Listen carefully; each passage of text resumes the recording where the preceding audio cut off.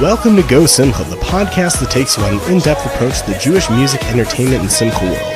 Now, here's your host, Zeesha Littman.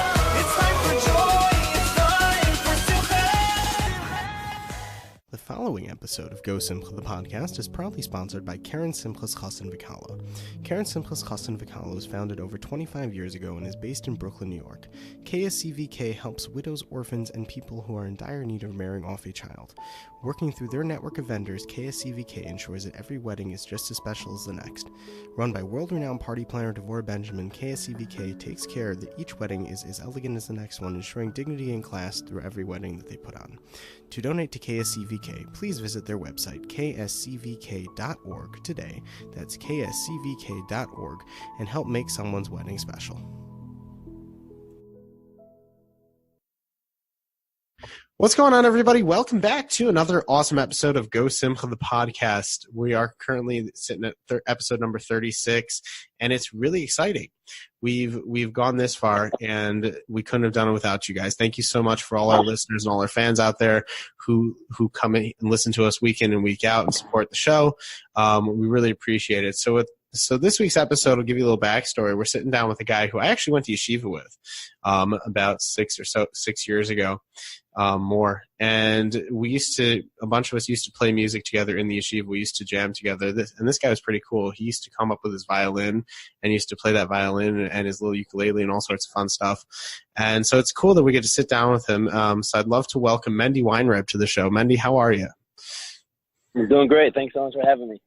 Yeah, for sure, man. Listen, it's cool. It's like a little bit of a blast from the past. Like I said, I remember being in yeshiva with you, and we had a bunch of musical guys in yeshiva. We had Shimmy Hamling on the drums. We had you playing violin and guitar, and like I was playing guitar. We had a bunch of dudes playing it, just like jamming. It was very fun. It was very exciting. I remember like the little trailer we had with the music. I guess it was the music room, but it was like a little trailer. And yeah, had a little studio, a little. Yeah, it was fun, But so what's going on? I saw that you recently just came out with a new music video, a new song, and you have a band with your brothers, and I think that's pretty cool. So what's your story? Like, how did you get into music?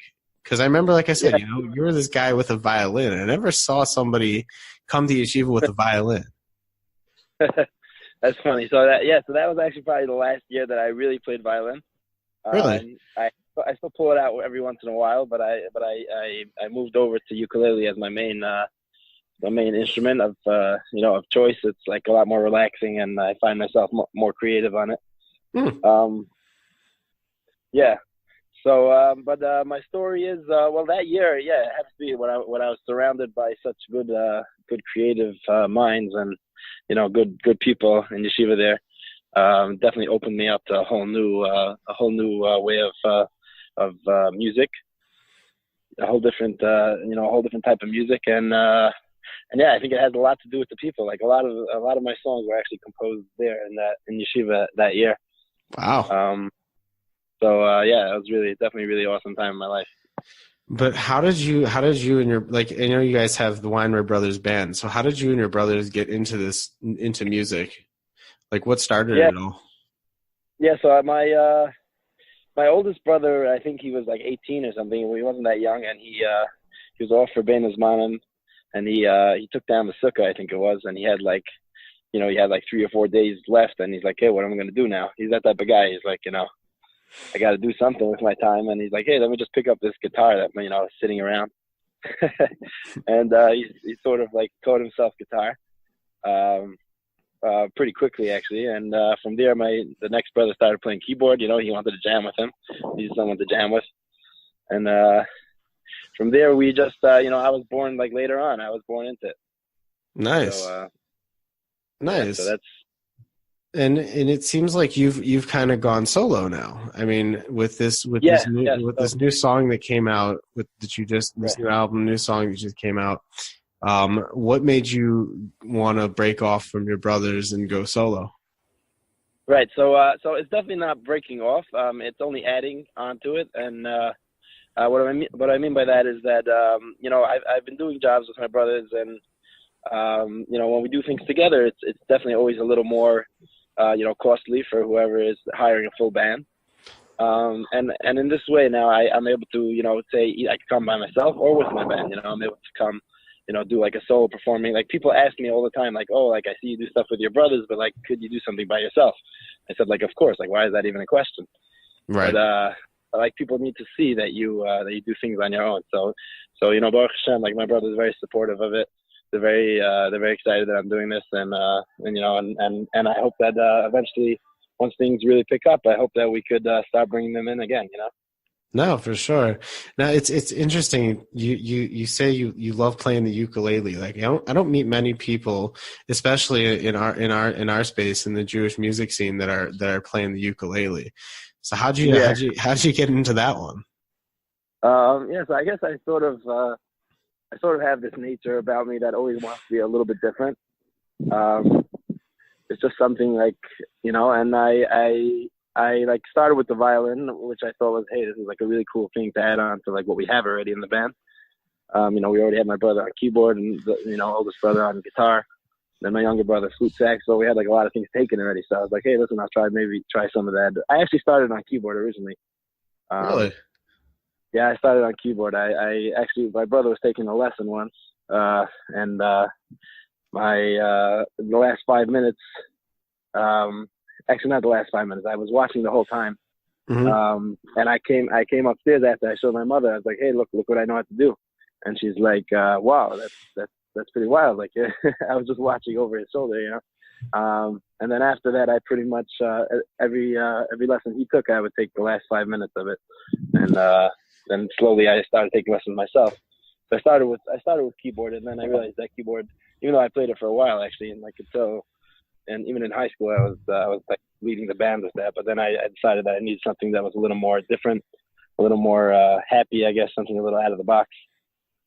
And then ukulele, just like we were on like a road trip. I was with a bunch of friends on a road trip, and a few of them were checking it out. And a couple months later, I was like, hey, I think I want to really get into this thing.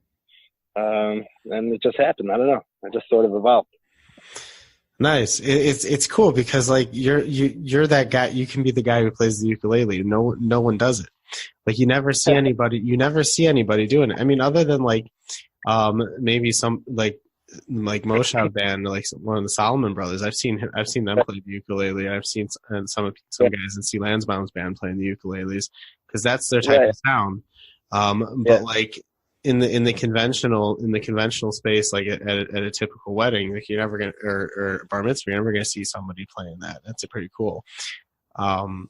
And I was gonna say, like your sound. I was listening to a lot of your music, like the stuff that I found online. And your sound very, very much is similar to that of like C. Lansbaum and Moshav Band and those guys. What were they? Somebody who had an influence on you? Yeah, majorly. Yeah, they're definitely a huge influence. We used to have, Erev Shabbos, we would listen to this Soul Farm, to that type of stuff. I once actually back when they were playing Yerushalayim. By a concert, I went over to Noah Salman, who's the other one in the band of C. Lansbaum, and I told him that, all my mother's cooking, everything she cooks on Erev Shabbos is all influenced by your music, like you got to taste some of her food, because it's like really good. So the music like totally went into the food somehow. That's really funny. Yeah, so I'm definitely very influenced by them. We actually recorded a lot of our first album by C. Lansbaum, by his studio in Pomona. Oh wow. Yeah, so we actually have a good connection now. We're pretty, and then we're planning in the middle of our second album now, the Weinreb Brothers, album 2. We're doing that there, and I am thinking of, putting out my own solo album as well. I'm not sure where I'm going to record that, but that's something in the works. Oh, very cool. Yeah, I mean, I noticed that you guys in one of your videos you record. He was on the video too, which was exciting. And it's a very good sound to have because that it's not like like Soul Farm and Moshav Band. It's not like quite Carlbach, but it's not quite like like traditional. It's kind of like somewhere in the middle, and it really has it has that very unique sound to it. Like I was a big fan of Soul Farm back in the day, and Yeah. I put their stuff on every once in a while just to kind of unwind. Yeah. To draw They reference. actually have an album called Unwind, I think, right? Exactly. One of the albums. Yeah, exactly. To draw reference. Right. But you know, it's good stuff, and I find that like you're kind of like the second coming of them, and it's cool, you know, and it's a great sound. I'm sure people really appreciate it. It's something different, it's something unique that you're not going to see you're not going to see all the time. Right. Now, what do people when you pull up to weddings and you pull up to these gigs? Like, what do people think? Like, what's the reaction when they see this guy come on stage with the ukulele and like, oh man, this. So at first, I mean, generally, you know, the weddings we've played for, they know what they're getting into. But like, you know, the crowd, the crowd usually like it takes them like a few minutes to adjust. You know, right? They're used to that blaring keyboard sound. You know, they're used to that like beat in their ear. But you know, after a couple minutes, usually I see that the people, you know, they start adjusting to it, and they're like, "Hey, this is actually, it's actually a pretty cool thing going on." You know, like people have come over and said, like, you know, it's definitely different, but it's something real, you know, something cool about it. Right. Now I hear. Now you mentioned to me before that like you said a lot of the songs that you composed and a lot of the songs you came up with happened like back when we were in Yeshiva, which I think was about like 7 years, almost 8 years ago already.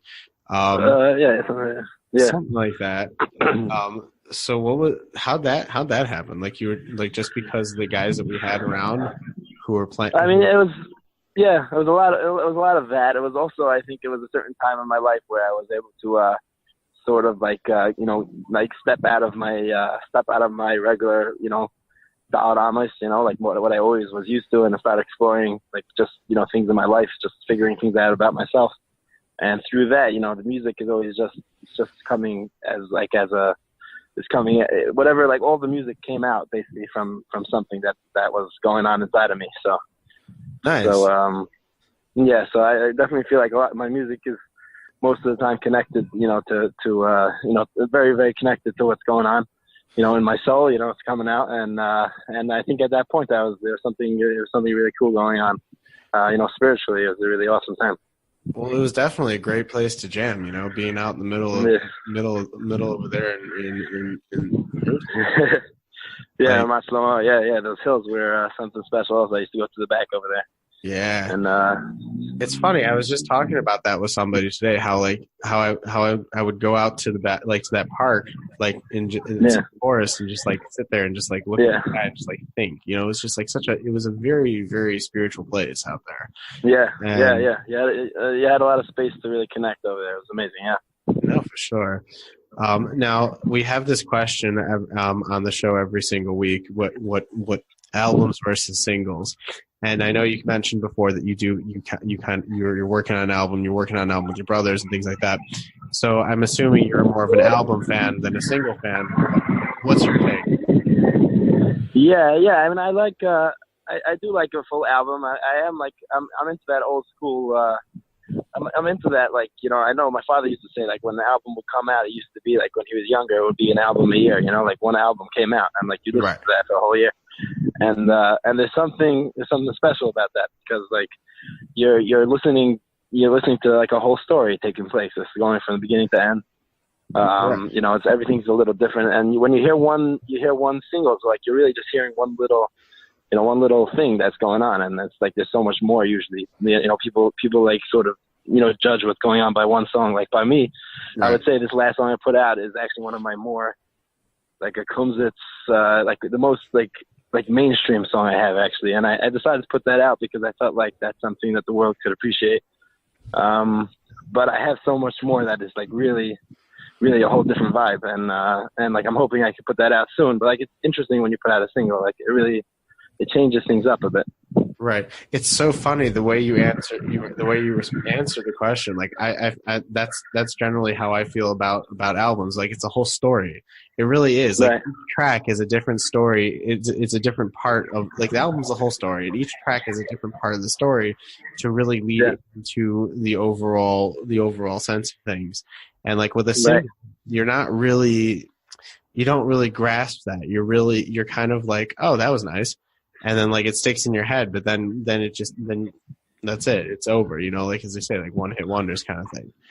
And 100%, yeah. And I think it's cool.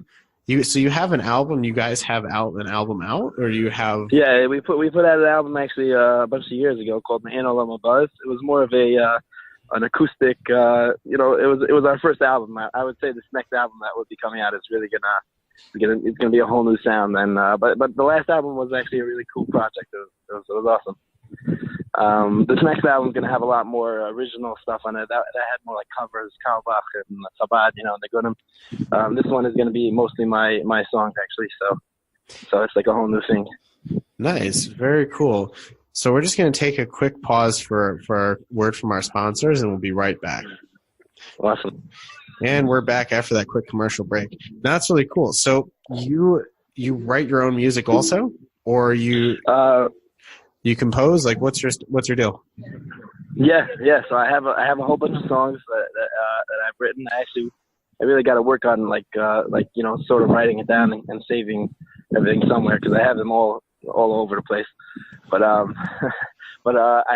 would say between 40 and 60 songs or something that I still have to get down to recording. So yeah, there's definitely what to choose from, and so that's like people were asking me actually like, oh, if you're putting out your own album, like, are you worried to put stuff on like with your brothers? Like, do you want to save stuff for yourself? And like, there's really enough to choose from that fit each vibe. It's a whole different. Each one is a whole different song. So. Right.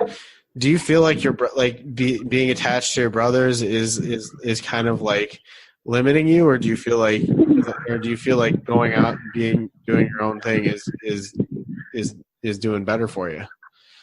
I think definitely doing my own thing is it's amazing in a lot of different ways.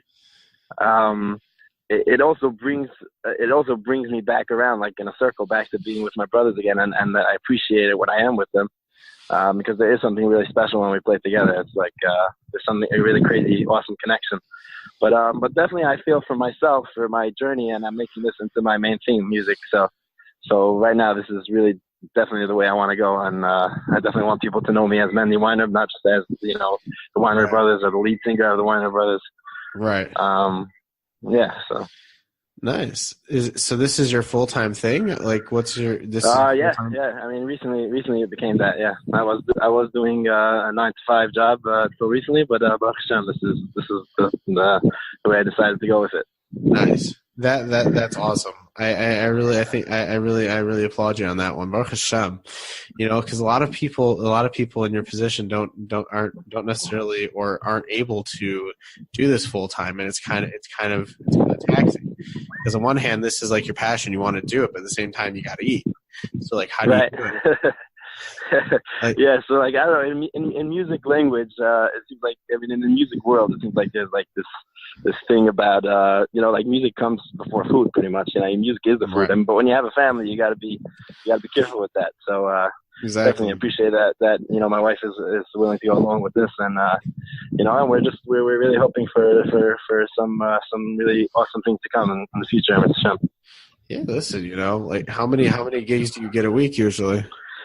Depending on the week, I could get from 4 a week to once in a while you get a bad week. You get 1 or 2 a week, but it's all from Hashem. Everything's from Hashem, and it comes in a second. I got a gig this week where they called me at 6 o'clock for like a starting time at 9 o'clock, and I was in Muncie actually. Wow! So you never know where it's going to come from. Right. But, yeah, that was great. Yeah. That's really cool, man. Keep it up. Can I hurt? You just keep doing what you love. Keep on keeping on. It's really cool. Like, so what's with your brothers? Your brothers also do their own thing when you're out doing your thing, or like how's it work? Yeah, so they each do things on their own. I have one brother. He's based in Israel now. Ruby, he's a pretty big, he's pretty well known guy when it comes to flute saxophone. He also plays percussion as well, but he's playing a lot in Israel, like at different at weddings and things like that. So he's definitely doing his own thing. When he comes back to America, they definitely book him up right away.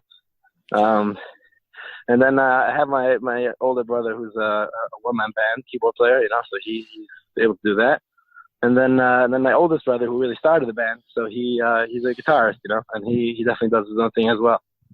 So we're all pretty much able to do things on our own as well. So that's very good. That's very, very good. So what is the future? You mentioned you have a new album coming out.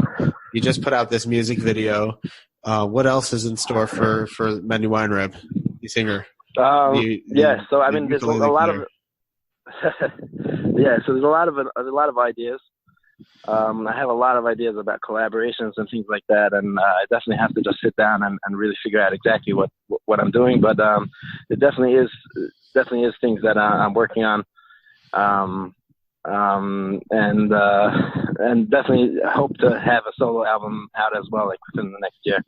That's definitely something I think would be definitely something I want to do. With my brothers, we are working on. We have 3 tracks already for this next album. We're going to be hopefully doing some more over Pesach now. And whenever we get together, that's basically when we record. It's hard to get everyone together always, but and that's pretty much what's going on. Right now, I'm just always looking to play live. That's really more important than recording for me. Yeah. What do you mean? I mean, I feel like when you're in a studio, so like it sort of takes away. I feed off of like other people. That's my whole thing. So when you get a crowd, we actually just played. We played in the Yellow Submarine in Yerushalayim 2 months ago. Oh, nice. Maybe a little less actually. Yeah, I was there for my son's upshare, and so we opened up for Shlomo Katz and the Solomon Brothers there. Nice. And, and I mean, I played live. I was actually by the Moshav also this year. We had a few really nice things in Israel, live things. But like, there's nothing like playing for people. Like, it's really all about the people. It's not about me. I always tell people it's just like I'm just a mirror. I'm just reflecting you guys. So. Nice. So that's what it is. Yeah. Spoken like a true entertainer. Yeah. What's one of the craziest things you ever played? One of the craziest places you ever played? Craziest places I've ever played. Well, I've been to some cool places. I was in Cancun this past Shabbos Nachamu. That was really awesome. Oh wow. There have been some interesting things. I went on a trip. Also, these are all pretty recent actually. But last year I went to Morocco with a group as the entertainment, and that was pretty cool. I actually have some really cool footage from that, playing with some of the locals over there. Wow. And I've been to a few places, San Diego, a few different places. But yeah, Cancun was probably the most interesting in the recent stuff. Yeah, that's fun. What? So I take it you're more than just a wedding singer. People hire you out and take you all over the place. It's much more about entertainment. I would say. Nice. So the one man show thing kind of really works for you. That. Is it? Yeah. That's it. Yeah, I basically need the world to see that, but that's pretty much where I want to head to. Yeah. Nice. So it's cool. Do you ever bring any other instruments with you other than the ukulele, or you just roll with the ukulele? Yeah. So I do bring instruments. Actually, another place I was recently was in Houston. We had a MTSY thing in Houston, and I brought along a friend of mine that plays flute. Generally, my younger brother, actually, when he's around, I really like doing things with him. He's a really great musician, and his energy is something else. So whenever I'm able to, I like actually doing things with him. While I was living in Israel, which was about a year and a half ago, I did a bunch of gigs with him while I was there. So we definitely connected a lot. Nice. So why'd you move back to America? It was hard to make it as a musician out here? It was definitely hard. I mean, there's a few different reasons why I moved back. But if I ever see that the opportunity for music opens up in Israel, and I can make the same amount I'm making in America, then I'll move back in a second. For sure. Listen, you got to do what you got to do. Yeah, but that's definitely my dream. No, my dream is to live in Israel, and I definitely think it is something that will happen eventually. Nice. Sooner than later. Yeah, definitely come back. We miss you out here. Yeah, same here. It's cool that like your whole family's very musical. It's like it's fun. It must be fun, like It must be fun to have like a whole musical family. Yeah, it's really cool. It is really cool, and like we really get along really well, and that's something that people are like really like that they don't believe that actually. It's something like they're like, wow, you're a bunch of like. First question they always ask is like, oh, the Weinreb brothers. Like, are you actually really brothers? Like, I don't know why that's always a question, but people always ask that. And then the next thing is always like, and you actually get along. I guess that's maybe why they ask the question in the first place. But why is that such a surprise? I don't know. I guess and I don't know. I guess some people, when it comes to family, they just think that it's just impossible to get along with each other. But most of the time we really are really like very close. So that's cool. Yeah, it's very cool, and you playing good music. It's fun. Like I like watching your music videos because they're comical too. Like you have you guys make them funny. Like the beginning videos, they're funny. Like how was making the music videos and stuff? You had fun with that?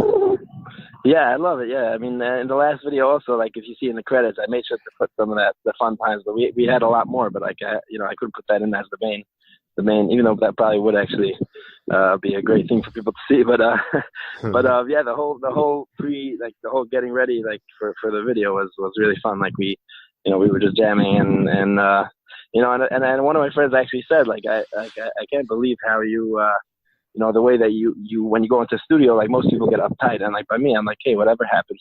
Let's just get into the right vibe, and it's really all about like the togetherness and and something like for me, music is something like it's something higher than being a professional. It's much more about feeling something, feeling something that's pretty much you can't get in anything else other than music, and to be able to feel that through the music, that's really the main thing I care about. Like it's not about being exact and polished. That's not my thing so much.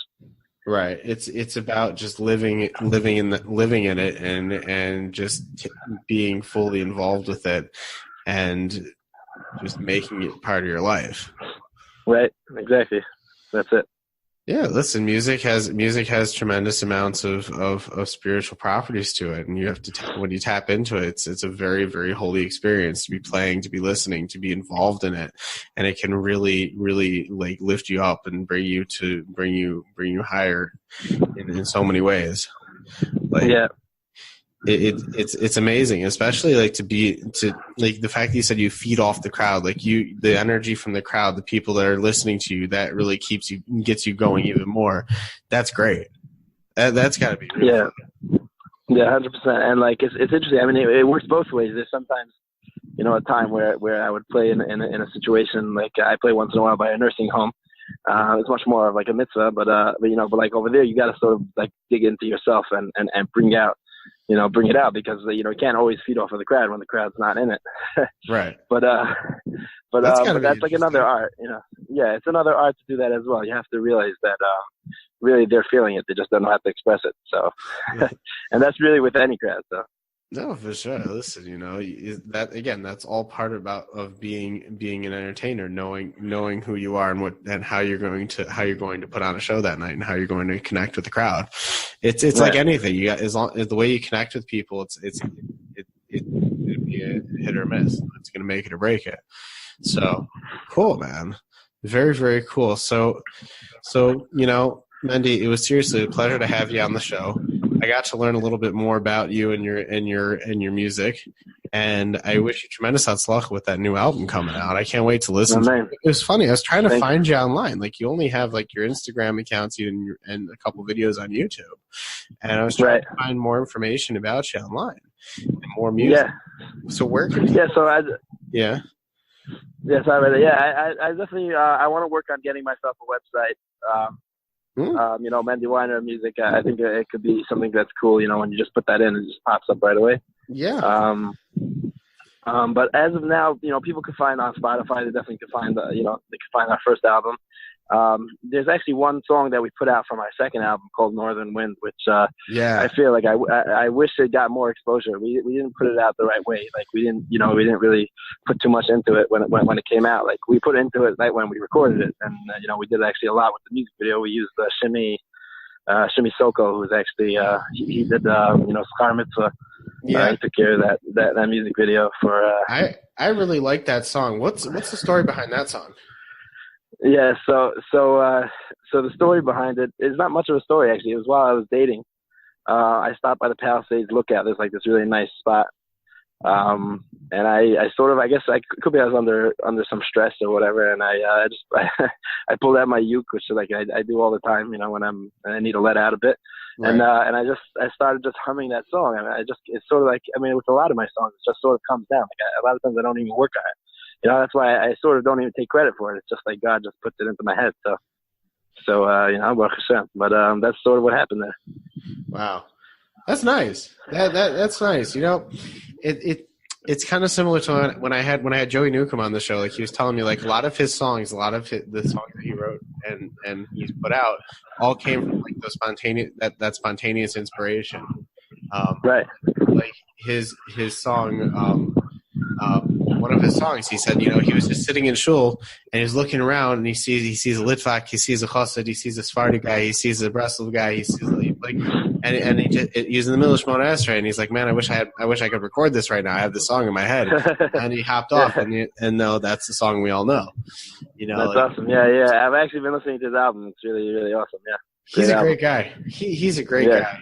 We had fun with him, and it's such a gift, when you can be able to just like, you just sit down and you see something and, just be able to like compose something like that off the cuff, Yeah, 100%. I mean, that's sort of like when you're a musician and you let your creativity flow. So like, it's sort of like all you need is a drop of inspiration, really, just to, and then you sit down for a while.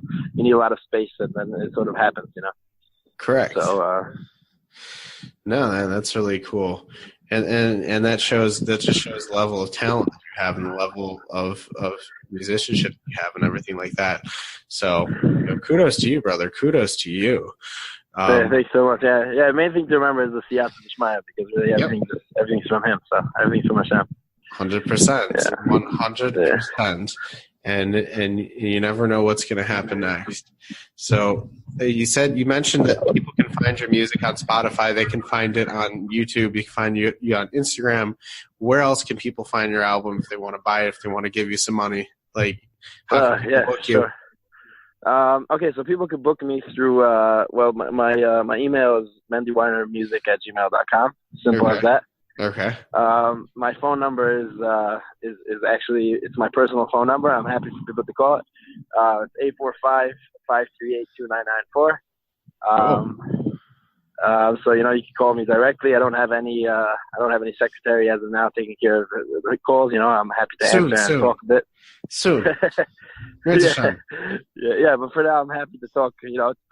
Talk about exactly what you have in mind, and any other ways of reaching it. Yeah, I mean, there's Facebook, and as I said before, I really hope to work on a website, something like that, and always happy to put together a full band as well. Like, I'm happy to do it myself, put together a band, weddings to upshards, I like to say. And, pretty much that's it. Very cool. Much what we're looking to. Yeah. Very cool. Well, Mendy, it was a pleasure having you on the show, reconnecting with you, getting to know a little bit more in depth about your music, about the history of you and your brothers and the band and what you're doing and your career. And, I wish you tremendous hatzlacha in everything you're doing, because you're going to go really far. You got a great sound. You got something that's unique and different that most people don't have. You're playing that ukulele. You're rocking that thing real good. You got those hats, too. You always got those hats on, too. You always wear cool. Yeah, I think my brother Ruby actually wears more of that, but he definitely has some influence on me when it comes to that.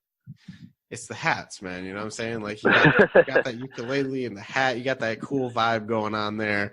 You're really rocking it. It's like hipster Hamish, Yeah, exactly. Yeah, the good news is that there's a lot of I mean, I feel like we started getting into this a while back, but then there's a lot of bands out there that are doing this thing, like Zeesha, and right, and they're sort of making it much more mainstream, if you want to call it that. Oh, so, see, that's what happens. Like you start off indie, and then everyone becomes turns into mainstream, and now it's not indie anymore. Right. No, what I'm saying is that I appreciate them. I appreciate them sort of opening the world to their. Like, I feel like certain bands are opening the world to being more open-minded, which is great. So, right. Exactly. And that's what it's all about, just really being taking the music that you have. That's the best part about Jewish music, is that like we have this tremendous spark of kedusha here, and we can take it and we can run with it and really do so much with the music. Use that music to really do so much. And yeah. And there's room in this world for all types of music, and I think what you guys are doing with this type of sound with Zeesha and all these other, like, I guess you would call them indie Jewish bands, indie yeah, exactly, Jewish rock bands. Yeah. That's what they're doing. It's not hippie rock, it's not hippie music. It's nice. It's different. Yeah. I actually was telling someone recently that the music these days, like, I feel like, let's say, like, the music I grew up on and the music that we have now, there's so much more to it. People are really saying real messages now. It's not just saying a pasuk or saying, I mean, it's nice to say a pasuk as well, but when you say something that you really mean, it's so much more, So. Yeah, because it had, when I've had other guys on the show, other people on the show, and they talk about like their music and how people come up to them and say, "Oh man, your song really like gave me so much chizik," or like like that. The words that these guys will come to me. And like I'm saying, the guys on the show, they'll say that people come to them and tell them like their song really helped them out, like got them through a hard time or got them through this. Like I had a couple weeks ago, I had Dovi Shapiro on the show, Mordechai Shapiro's brother, and he just released a song, and I like it. I love the song. I love the song to pieces. And I saw it as well. It's great. And he said like people came up to him and they're like, this song really, I'm having a hard time. And it really gave me the push I needed to just go for it. That's what the name of the song is. Like in Hebrew, it says to just go for it. And it really, he said, and other people said that too. Like Joey Newcomb told me, like he said people come up to him and say like your song really. He told me a story. Like some guy came to him like it was after he was listening to one of his songs like Erev Yom Kippur. Like he felt so low about himself, and he started listening to one of his songs. And he's like, your song really like changed me, lifted, like totally turned me around and like gave me chizik. Wow. Music has that power. Music has that koach. And that's, you're right. What you're saying is to be able to, like nowadays, like people are injecting like something different into it, not just reading the psukim. I've always had that issue with Jewish music. Like I love, it's awesome. It's amazing. But sometimes you feel like people are just flipping through Tehillim and saying, "Oh, this is nice. Let's do that." Right. Exactly right. And and Tehillim has a lot to offer.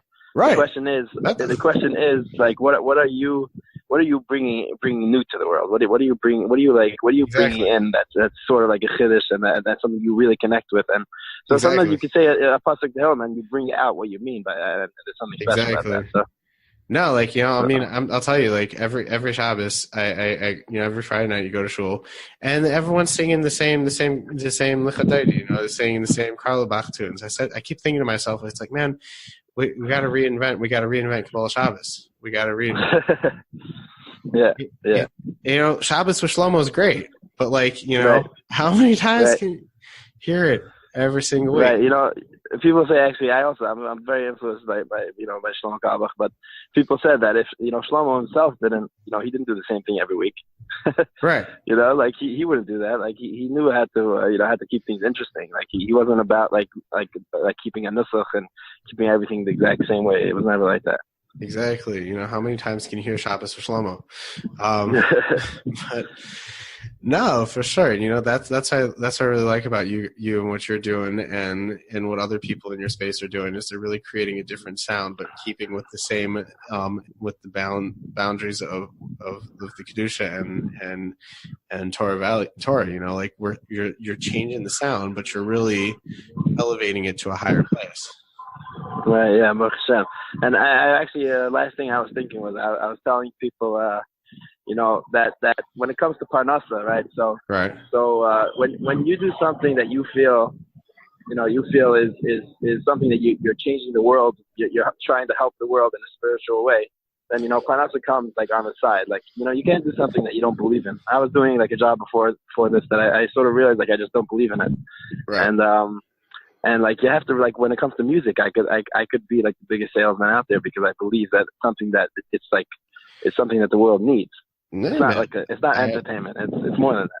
I'm with you. I agree with you 100%. Listen, I've been in sales for 13 years, and there's only 2 products in the world I couldn't sell.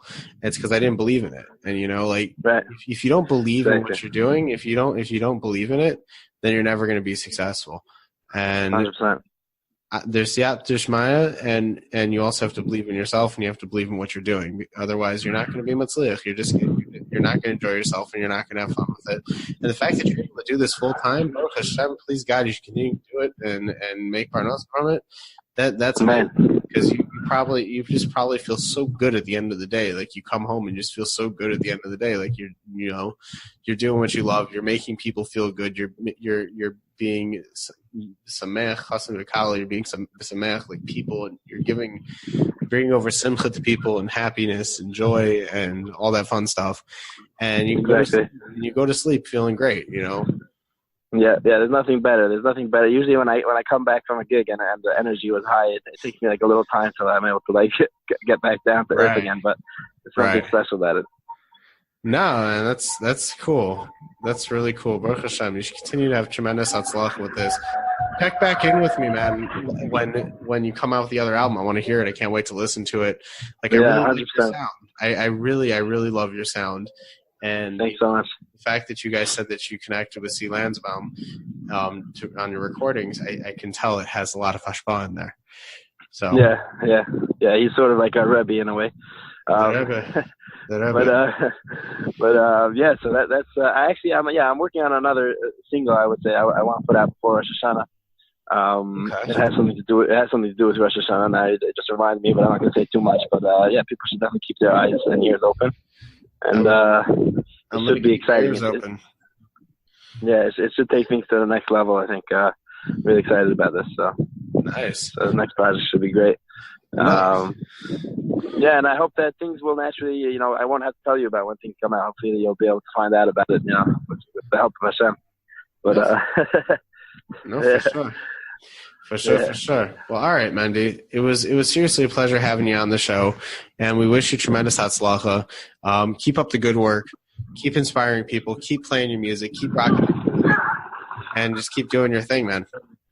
Oh, man. Thanks so much. You've just listened to another wonderful episode of GoSimcha the podcast. For more news, updates, and information on our next episode, like us on Facebook, follow us on Instagram at GoSimcha Live, and don't forget to check out the show notes and videos on www.gosimcha.com along with zeradio.com. Thanks for listening, and remember, Go Simcha!